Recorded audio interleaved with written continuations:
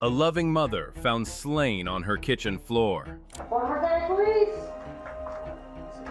Obviously dead. I'm guessing the wound is going to be on her back. An evil stepson taking advantage of the elderly. She talks to him because that has a microphone.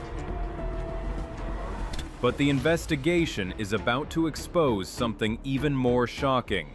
I don't know where she's at, in a rehab or something. With one woman missing and the other dead. Listen, I need a cigarette. I'm not saying nothing else. Tell you a cigarette. Okay. I'm gonna tell you everything you need to know. She's gone too. She's dead too. Just to let you know, she's dead too. You're going to charge me with that one too. So I'll tell you where she's at as soon as I get a cigarette. All right, man. This will turn out to be worse than anticipated, with the murderer anything but remorseful, casually discussing what he did. I'll tell you where she's at. Where's she at? She's still in her house. Okay. If y'all take me there, I'll show you where she's at. The killer admits everything, from what he did to why he did it. Choked her and then stabbed her. All right. A man untouched by conscience in the most shocking interrogation of their county. When 62-year-old daycare owner Cindy Testerman stopped answering calls right before her birthday, her son immediately called the police, knowing it could only mean trouble. What he didn't know was that the investigation would lead to something so shocking, the neighborhood would never be the same. Robert Testerman calls 911 to report an alarming incident. Then after dinner was when my wife was like, if you're real worried, she's 15 minutes away, just drive over. Okay. But as he steps in, something disturbing captures his attention. I walked into the front door, it smelled like gas or something like that. I immediately got worried, turned right, turned left, so I could, like I was standing in the living room, could see through. I saw the gun on the kitchen table, and I saw her from the shoulders up. Okay. When the police arrive, Robert is waiting outside. Straight ahead to the right. I haven't even gone into the kitchen yet. You said there's a gun in there? There's a gun. She has 2 shotguns and a handgun. The house is not safe, with a strong smell of gas, and the perpetrator is possibly still inside. Once the exterior is clear, they enter the house. Pharmacade, please, anyone inside? Shotgun facing us. Step by step, they close in on the kitchen. She's laying on the floor with your shotgun going. They find Cindy lifeless on the floor, with a shotgun nearby. Time of death is 2024. Cindy Testerman is pronounced dead at the scene. But the danger in the house is not over. There is a strong smell of gas. Okay. Yeah, you can. If the medic can reach over. Yeah. Okay. I got you. Yep. Cool, thanks. A single spark could lead to an explosion, but thankfully, the officers turn the stove off. Investigators suspect the setup was to destroy evidence or harm whoever entered next. Why was Cindy targeted in such a violent, calculated way? Inside the home, blood tracks stretch across the floor in distinct patterns. Bloody footprints move from room to room, showing the intruder's path. A shotgun sits on the kitchen table, but it hasn't been fired. Cindy's injuries are concentrated on the upper body, with defensive wounds on her hands and arms, indicating a struggle. She has been suffocated and stabbed multiple times. Furthermore, valuables are missing. Her car is not found in the garage. The door is left open enough to show it was driven out recently. These details begin to outline a robbery gone wrong. Her son Robert has access to the home's security camera. He provides something that will move the case forward quickly. Looking at the home security system. So if we go back to, that's yesterday, so Friday, I can see her coming home. That's my mom. So I can see her coming home. Her doorbell camera footage finally brings a face. And then Saturday, this gentleman comes up in the morning. It looks like maybe she talks to him because that has a microphone. and then he leaves.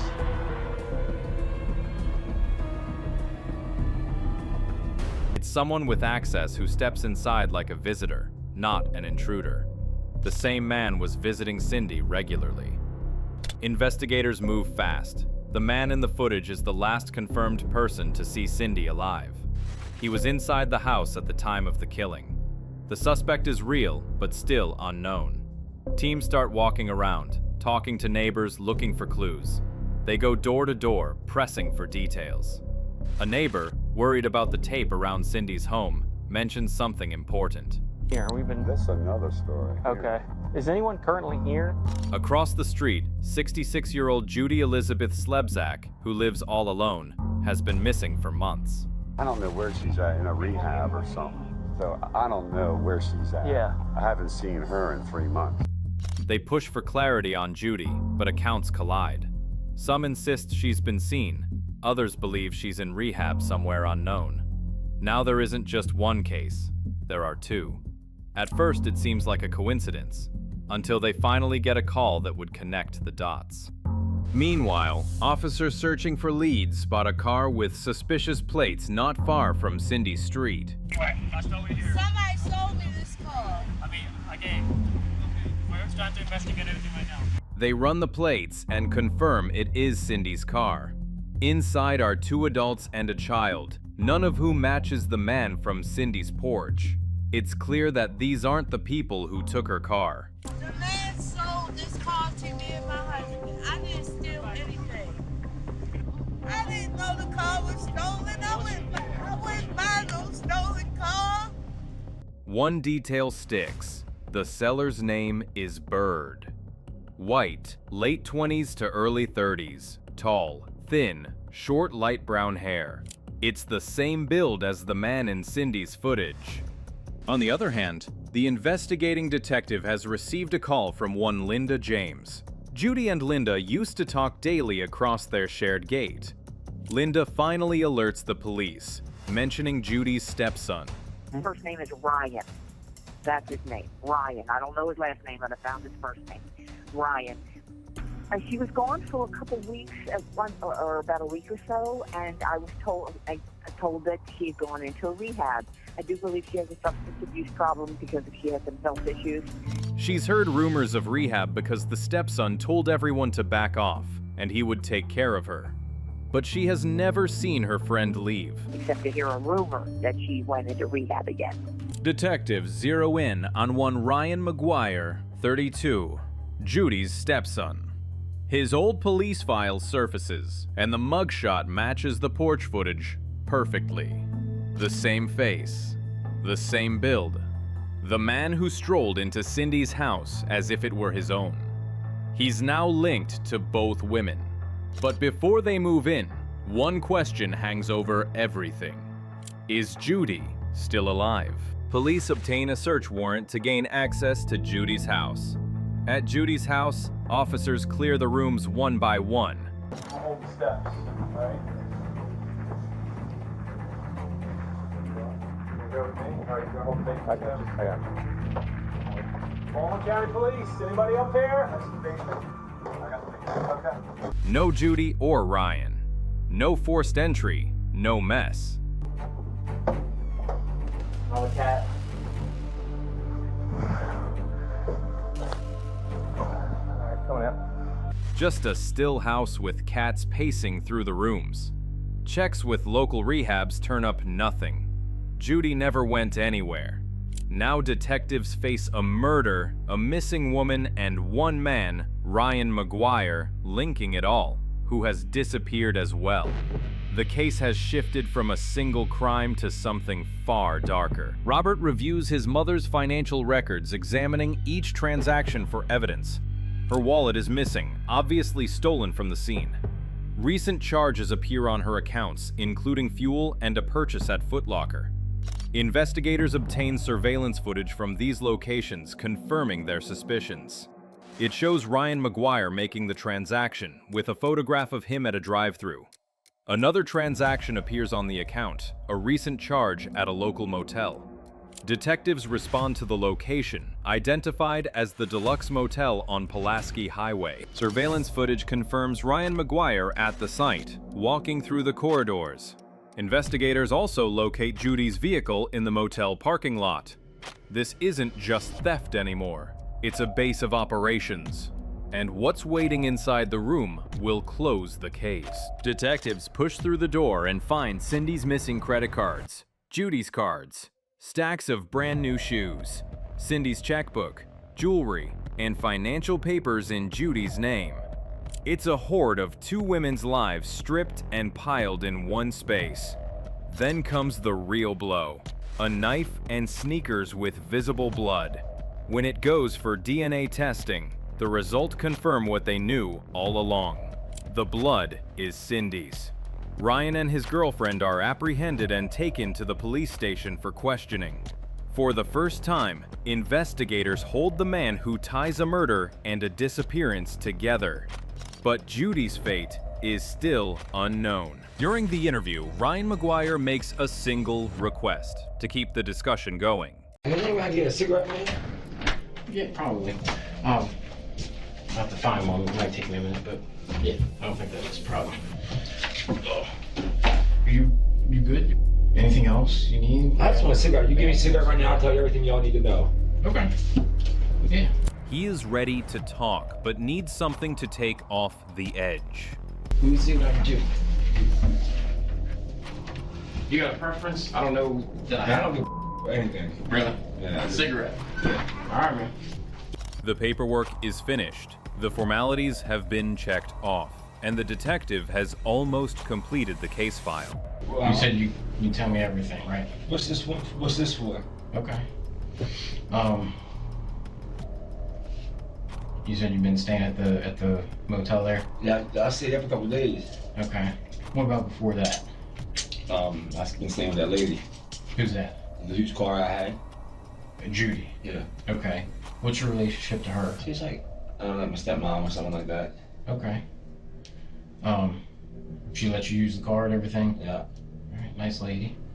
The detective knows he must strike now. So he asks the important question. Where's she at these days? Yeah, listen. I need a cigarette. I'm not saying nothing else. I'll get a cigarette. Okay. I'm gonna tell you everything you need to know. She's gone too. She's dead too. Just to let you know, she's dead too. You're gonna charge me with that one too. So I'll tell you where she's at as soon as I get a cigarette. All right, man. I know I'm here for the one across the street.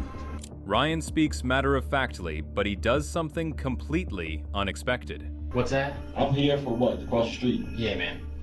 I'm not gonna beat around the bush with you. That's what it is, okay? Man, I'll tell you where Judy's and everything is at, so you can charge me with that one too. So All right, bro. I get this shit appreciate over with. Let me get your cigarette. He confesses without any further questions.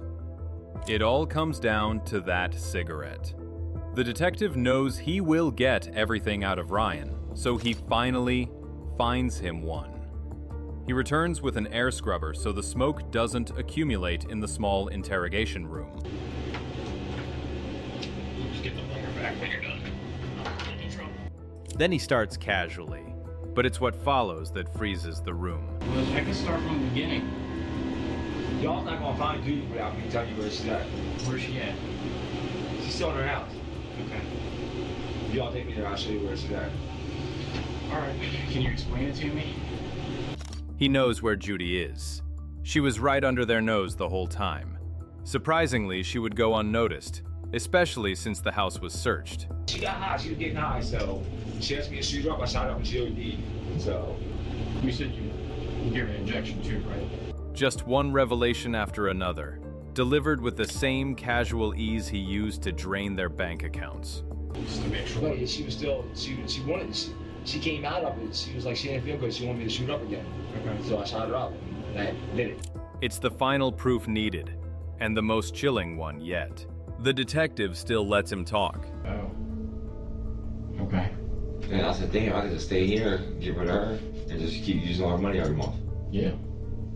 That's what I've been doing. Ryan speaks casually, almost unaware of the trouble he is in. The evidence was lying at the motel table in plain sight. Or perhaps he has simply given up because he is caught. Now the only thing left is to see if Judy is where he said she'd be. It's not. It stinks. Doctor's been putting loud perfume in there. Okay. A decomposing body has a strong odor. Where could she possibly be? There's the bed. Is that right? Okay. What is it, like a hidden compartment type thing? When he reveals where the body is, it's almost incomprehensible that the officers missed it. Mr. Alex at the end of the bed. With that pink towel was on. Okay. Upstairs in the bedroom. The body is recovered from a chest at the foot of her bed. He goes on to explain he got rid of her a month ago. As for Cindy, she was becoming a problem. About what? About you. She's realized something's going on there. I guess. Well, what were you doing over her house? She called him on Judy's phone, so he simply walked over to her. He explains how Cindy became a problem to be eliminated, how she turned from neighbor to target in his mind. It's supposed to be like. Okay. And then how did that go? That's not too good. I mean, I get that, but I mean, what? He then flatly describes how he took her life.